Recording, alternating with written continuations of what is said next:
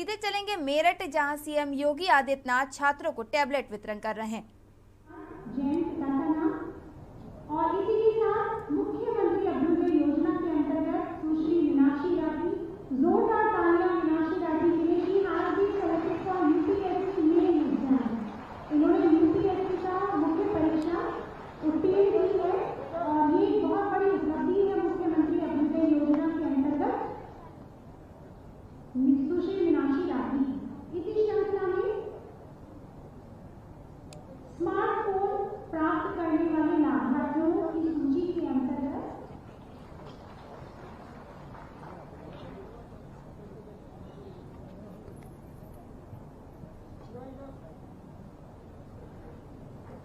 तस्वीरों में साफ तौर पर देख सकते हैं कि किस तरीके से मेरठ के सीसीएस यूनिवर्सिटी में सीएम योगी आदित्यनाथ के द्वारा छात्रों को टैबलेट वितरण किया जा रहा है। प्राप्त करने वाले लाभार्थियों की सूची में सर्वप्रथम नाम है सुश्री मुस्कान खरबंदा, पिता का नाम Shri Neeraj Kharbanda, department of commerce, 24 फरवरी यूनिवर्सिटी मेरठ। अगला नाम है सुश्री अंजलि सिंह, पिता का नाम लेफ्टिनेंट अविनाश सिंह और डिपार्टमेंट ऑफ कॉमर्स, 24 फरवरी यूनिवर्सिटी मेरठ। मोहम्मद सलीम, पिता का नाम डिपार्टमेंट ऑफ कॉमर्स, 24 फरवरी यूनिवर्सिटी मेरठ। नेक्स्ट अगला नाम श्री प्रियांशु चौधरी, पिता Shri Sanjay Singh, department of commerce, 24 फरवरी यूनिवर्सिटी मेरठ। और इस कड़ी के अंतिम नाम है Sushri Khushboo Chaudhary, department of commerce, 24 फरवरी यूनिवर्सिटी मेरठ। स्मार्टफोन प्राप्त करने वाले लाभार्थियों के पश्चात एक और अधिक महत्वाकांक्षी योजना स्वामित्व योजना अर्थात घरौनी वितरण। ये एक महत्वाकांक्षी योजना है जिसमें सर्वप्रथम ड्रोन तकनीक के द्वारा सर्वेक्षण कराया गया। सर्वप्रथम नाम श्री गुरनाम सिंह, पिता का नाम श्री इंदर सिंह, श्रीमती रेखा, पिता श्रीमती हरबीरी, श्री उस्मान,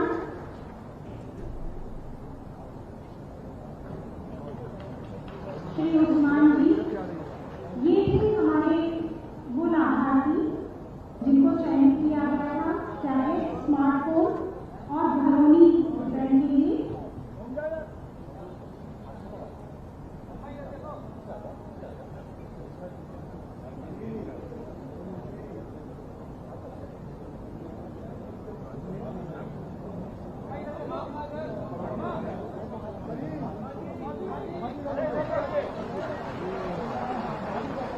तस्वीरों में साफ तौर पर देख सकते हैं हम मेरठ सीधी तस्वीरें आप तक पहुंचा रहे हैं, जहां पर मेरठ के सीसीएस यूनिवर्सिटी पहुंचे हैं सीएम योगी आदित्यनाथ, जहां वे छात्रों को टैबलेट वितरण कर रहे हैं। टैबलेट वितरण के साथ और लोगों को भी सर्टिफिकेट दिया गया।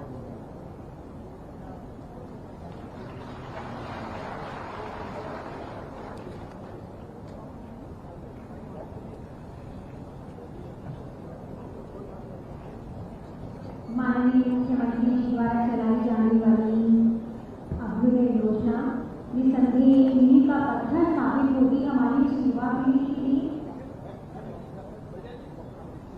और एक नए भविष्य का, नए समाज का निर्माण होगा और हमारे राष्ट्र का गौरव इसी प्रकार विश्व पटल पर अंकित होगा।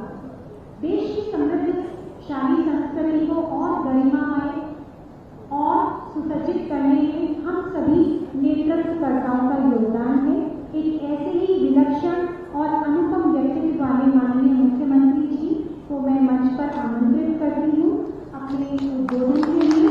आज अत्यंत गौरव के साथ हम सभी आसन के आशीर्वादों को सुनने के लिए जोरदार तालियों के साथ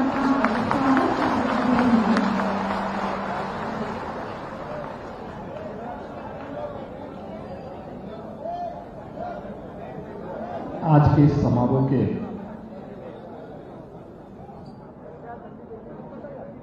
मंच पर उपस्थित केंद्रीय मंत्री डॉक्टर संजीव पालियान जी, प्रदेश सरकार में मेरे सहयोगी मंत्रीगण श्री नंद गोपाल गुप्ता नंदी जी, श्री नरेंद्र कश्यप जी, श्री ब्रजेश सिंह जी, श्री दिनेश खटीक जी, श्री सोमेंद्र तोमर जी, माननीय सांसद श्री राजेंद्र अग्रवाल जी,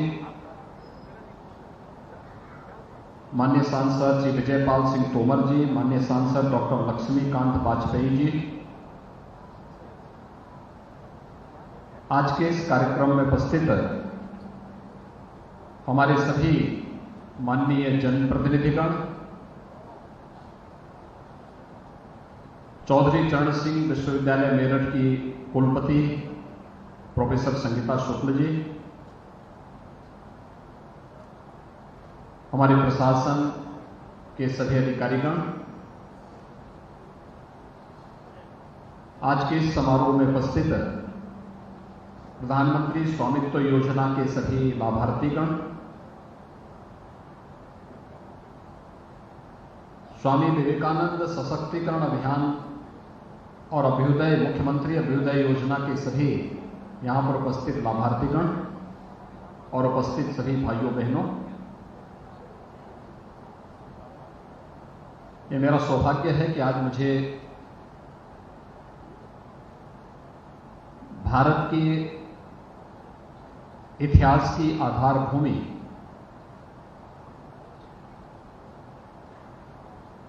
मेरठ में आप सबके साथ संवाद बनाने का अवसर प्राप्त हो रहा है।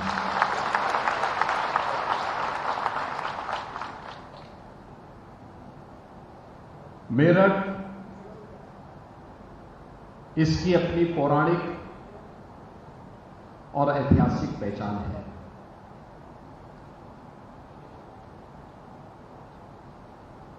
यहां का ओघड़नाथ बाबा का मंदिर ये केवल एक धार्मिक स्थल नहीं था, ये केवल एक आस्था का केंद्र बिंदु नहीं है। भारत की आजादी के अमृत को जगाने वाला, भारत की स्वाधीनता की लौ को आगे बढ़ाने वाला एक राष्ट्रीय एकीकरण का भी केंद्र बिंदु है। धन सिंह कोतवाल जी के नेतृत्व में देश की आजादी की क्रांति की लौ यहीं से प्रज्वलित हुई होती है। माता दीन वाल्मीकि के नेतृत्व में गांव-गांव में इस चिंगारी को आगे बढ़ाने का काम होता है और इसीलिए इस क्रांति धारा को कोटि-कोटि नमन करते हुए मैं उन सभी लाभार्थियों को जो शासन की इन सभी योजनाओं का लाभ जिन्हें हमारे जनप्रतिनिधिगण अपने अपने क्षेत्र में लेकर के आते हैं और आज उससे आप लाभान्वित हो रहे हैं, मैं इसके लिए आप सबको हृदय से बधाई देता हूं, आप सबके प्रति अपनी शुभकामनाएं भी व्यक्त करता हूं। मित्रों, हम सब जानते हैं कि पिछले 8 वर्ष के अंदर भारत एक नए भारत बनने की ओर अग्रसर है। प्रधानमंत्री मोदी जी ने योजनाओं का केंद्र बिंदु व्यक्ति, परिवार, जाति, मत और मजहब को नहीं, क्षेत्र और भाषा को नहीं, बल्कि देश के गांव को, गरीब को,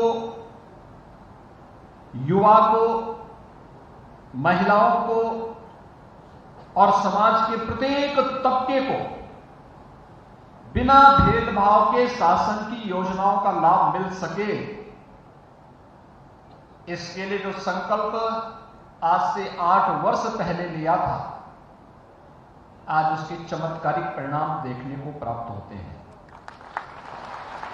कौन सा ऐसा फील्ड है जिसमें विगत 8 वर्ष के अंदर कार्य न हुआ हो? पीएम स्टार्टअप की योजना हो, प्रधानमंत्री स्टैंड अप की योजना हो, प्रधानमंत्री डिजिटल इंडिया की योजना हो, प्रधानमंत्री युवा स्वरोजगार की योजना हो, मेक इन इंडिया की योजना हो, महिलाओं के कल्याण के लिए बेटी बचाओ बेटी पढ़ाओ का अभियान हो, या फिर लोक कल्याणकारी योजनाओं में प्रधानमंत्री स्वच्छ भारत मिशन, प्रधानमंत्री आवास योजना, ग्रामीण और शहरी योजना हो, या फिर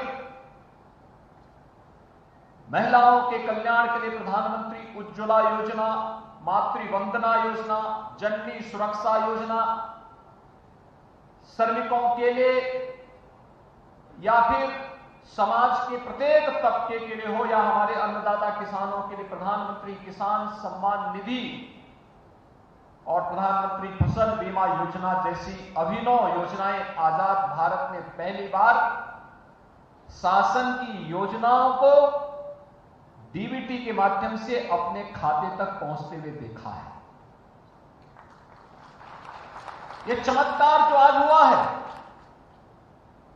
यह तब जब डिजिटल इंडिया की क्रांति का लाभ बिना भेदभाव के समाज के प्रत्येक तबके को मिला, और उसी डिजिटल क्रांति की योजनाओं से लाभान्वित 2 लाभार्थी समूह को यहां पर आज आमंत्रित किया गया है। यह हम सबका सौभाग्य है कि यह वर्ष देश की आजादी का अमृत महोत्सव का वर्ष है। अभी 15 अगस्त 2022 को इस देश ने अपनी आजादी के 75 वर्ष पूरे किए हैं। हर व्यक्ति सौभाग्यशाली है कि हम सब अपनी आजादी के अमृत महोत्सव के कार्यक्रम को अपनी आंखों के सामने देखें। प्रधानमंत्री जी के विजनरी संबोधन को हम लोगों ने सुना है, और आगामी 25 वर्ष की उस कार्य योजना को जो अमृत काल के लिए जब देश अपनी आजादी का शताब्दी महोत्सव मना रहा होगा, उस समय जिन लोगों की उम्र 50 वर्ष की होगी वे 75 वर्ष क्रॉस कर चुके होंगे। जो लोग अभी युवा हैं, ये युवा उस समय अपने अधेड़ उम्र में जाकर के समाज जीवन के विभिन्न क्षेत्रों में कुछ नया कर रहे होंगे। तो आप मेरठ से सीएम योगी आदित्यनाथ को सुन रहे थे, जहां पर उन्होंने यूनिवर्सिटी के चौधरी चरण सिंह यूनिवर्सिटी में कार्यक्रम में हिस्सा लिया और छात्राओं को टैबलेट वितरण किए। इसके साथ ही घरौनी का भी वितरण किया।